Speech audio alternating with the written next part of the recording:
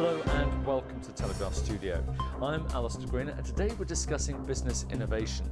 And joining me is Stefan Kaspari, who's the CEO at Hype Innovation.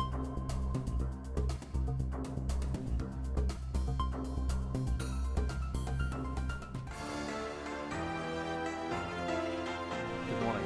Good morning, Alistair. Thanks for having me here. Well, you know what, I'm actually really fascinated because there are certain eras of our history where we celebrate the golden age of innovation. I'm thinking of the Renaissance, the Industrial Revolution. Would you say we're in one of those eras now? Indeed, we are. The trouble part is that it's much more disruptive to existing industries than it has ever been.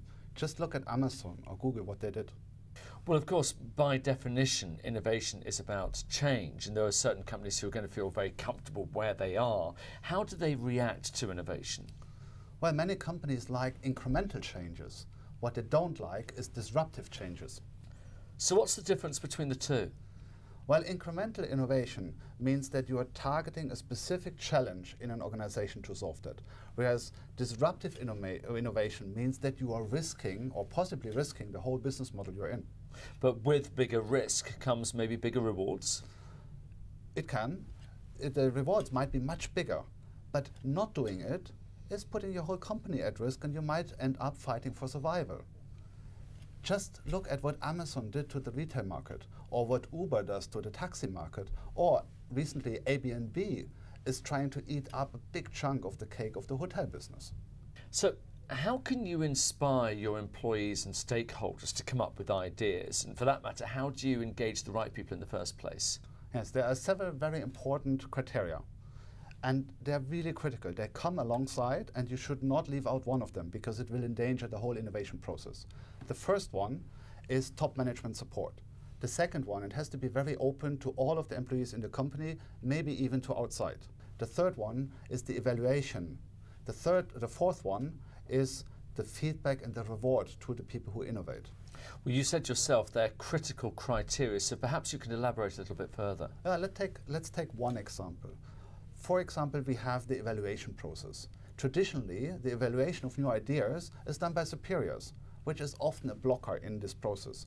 So real evaluation is done by peers or by experts in the organization, so people feel part of the community. Now, we've been hearing this term online enterprise brainstorming. Is that an art or a science? I think it is both. When you talk about people and the 4 criteria we talked earlier, it's about motivating people, keeping them happy. This is truly an art. On the other hand, we have to provide the technology, the methods, and the speed of collaboration, and that is, of course, a science. But ideas, of course, are great, but surely it's about execution. How do you get people to see it through? Yeah, collecting ideas in isolation is a waste of time. It ends up in chaos and disappointment in the organization. The innovation process is end-to-end. So it starts at collecting ideas, it continues with evaluation, with selecting the right ideas, executing them, and measuring the result of the innovations you have put forward. And this process is accompanied by continuous feedback to the people and also rewarding the innovators. So you keep them happy and they continuously innovate in the organization. So let's actually see this in practice. So let's say I'm a company, I'm doing, say, on-screen kiosks. I look at my competitors, they're forging ahead. I feel like I'm lagging behind, so I'm going to have to either innovate or get into a new market. I come to you at Hype Innovation and say, help, what's going to happen? What we do is we do not only help you to solve the existing challenge, we will help you to solve the challenges for the future too. Let's make an example. If you run innovation management in such a company, you might start with tackling exactly that challenge. What you come up with, you get ideas to tackle that, but on the other hand, you might get ideas to sell the technology in a completely different market space, which of course changes the business model of your organization. And then you have to take the risk to do it. Now, innovation comes from different places within an organisation. So can you actually give us some more examples of where staff have been involved in that innovation? Let me give you 2 examples. One of them is for revenue increase and the other one is for cost saving or become more efficient, much more tricky. The first one is Nokia Networks. Unlike their parent company, they have started to invest in innovation management at an early stage, involving all their employees, but also scientists from the market. By doing so, they have developed ideas on a yearly basis that gives them 200 million extra revenue year over year. The other example I would like to mention is Deutsche Post DHL, one of the biggest freight forwarding companies in the world. They were faced with the problem of deregulation, so they have to become much more efficient to stay competitive in the market. What they did is they launched a campaign, or they continuously launch campaigns to their employees to ask them, how can we save cost? Every idea they get, which they implement and successful, they reward the employees with money. But a side effect of that is that they have also encouraged the people to do so and encouraged to accept that change. And the result for them is they have saved several €100 million with this program. So that's innovation internally, yes, from the staff. Is there anywhere else, maybe externally, where innovation can come from? Yes, Alistair, there is two streams again.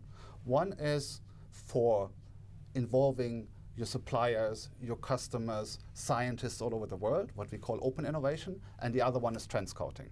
So let me make an example for open innovation, what we call it.